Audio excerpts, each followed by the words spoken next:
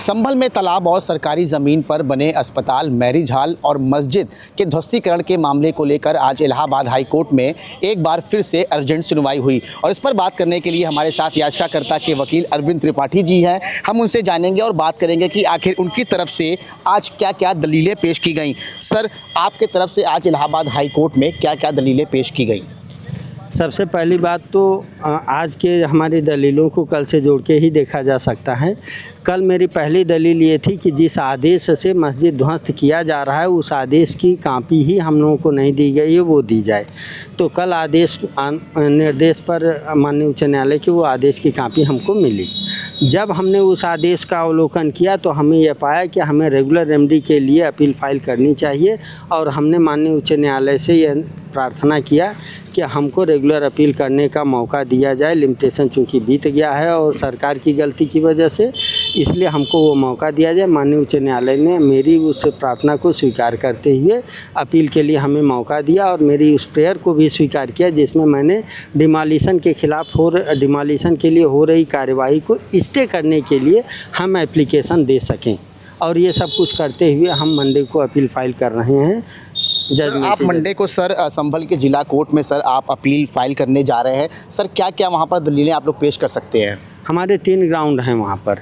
पहली बात कि ये पूरी डिमोलिशन की कार्रवाई ऑनरेबल सुप्रीम कोर्ट के द्वारा 2024 में दिए गए डिमोलिशन संबंधी निर्देशों के अनुपालन में नहीं किया गया है, एक। और दूसरी बात यह कि मस्जिद को अवैध अतिक्रमित चीज़ मानते हुए ऑब्जर्वेशन इम्पाउंड ऑर्डर में गलत है। और तीसरी बात यह कि पूरी की पूरी सरकार की यह कार्रवाई दुर्भावनाग्रस्त है और वो इस बात पर आधारित है से प्रमाणित है कि दशहरा के दिन मस्जिद गिराए जाने के लिए बुलडोज़र खड़ा करना खुद अकेला यह ग्राउंड है कि यह पूरी कार्यवाही अवैध मानसिकता के आधार पर है। सर, अगर हम इलाहाबाद हाई कोर्ट की बात करें तो इलाहाबाद हाई कोर्ट में आप लोगों ने एक दलील और भी दी है कि आप लोग को मस्जिद गिराने से पहले कोई आदेश नहीं दिया गया था। हाँ, वही मेन बात कि मस्जिद गिराए जाने से पहले कोई आदेश नहीं दिया गया था और वह आदेश उच्च न्यायालय के निर्देश पर कल हमको दिया गया। कल मैं पहली बार उस आदेश से रूबरू हुआ जिससे कि हमारी मस्जिद गिराई जा रही थी।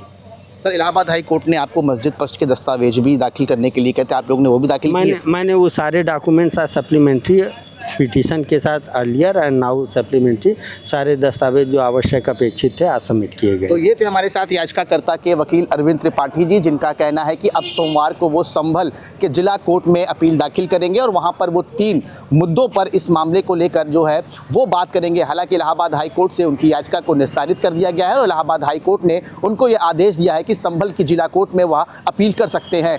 पूरा मामला था और इस मामले में किस तरह से अर्जेंट बेसिस पर आप लोगों ने अर्जी किसकी ओर से दाखिल की थी, लगातार 2 दिनों की सुनवाई के बाद कोर्ट ने क्या आदेश पारित किया है?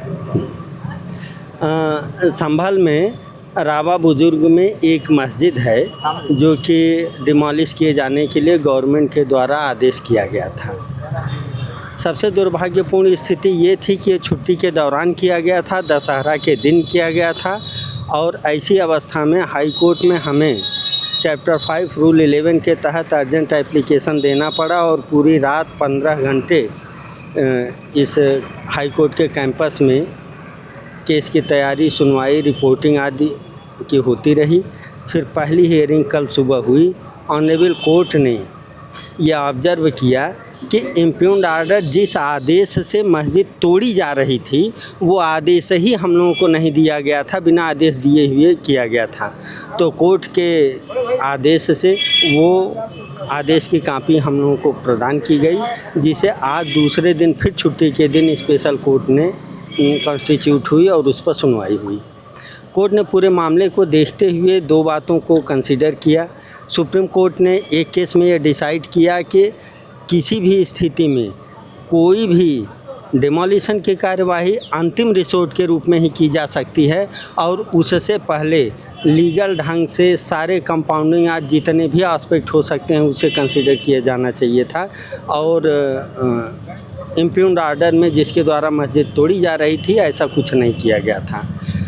कोर्ट ने हमको इस आदेश के खिलाफ अपील फाइल करने, स्टे एप्लीकेशन देने के लिए आज आदेश किया है और आदेश की अभी प्रतीक्षा है। ये अपील कहाँ होगी? ये संभल में ही कॉम्पिटेंट अथॉरिटी लोअर कोर्ट में ट्रायल कोर्ट कह सकते हैं। हाँ ट्रायल कोर्ट में ट्रायल कोर्ट में ट्रायल कोर्ट ध्वस्तीकरण आदेश के आप अपील दाखिल करेंगे? हाँ हाँ, स्टे एप्लीकेशन के साथ ही ऑब्जर्वेशन के साथ आज कोर्ट ने आदेश किया है, लेकिन डिटेल ऑर्डर इज अवेटेड। क्या स्टे कर दिया है उस पर ध्वस्तीकरण पर?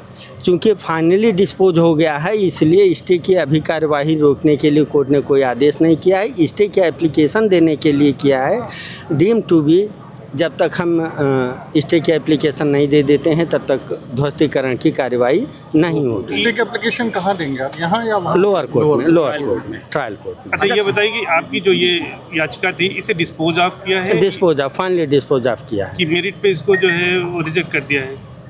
चूँकि यह हमें अपील के लिए भेजा है तो अल्टरनेटिव रेमेडी पर डिसमिस किया है, लेकिन अल्टरनेटिव रेमेडी के साथ डिसमिसल का सिर्फ ये तात्पर्य है कि हाई कोर्ट अभी यहाँ नहीं सुनना चाहती, कहीं भेज रही है डिसमिस स्टे किया है एप्लीकेशन या के फिर साथ। डिस्पोज ऑफ किया है? फाइनली डिस्पोज ऑफ किया है, but in the name of dismissal. ठीक है। अपना सर नाम बताते हैं। अरविंद कुमार त्रिपाठी।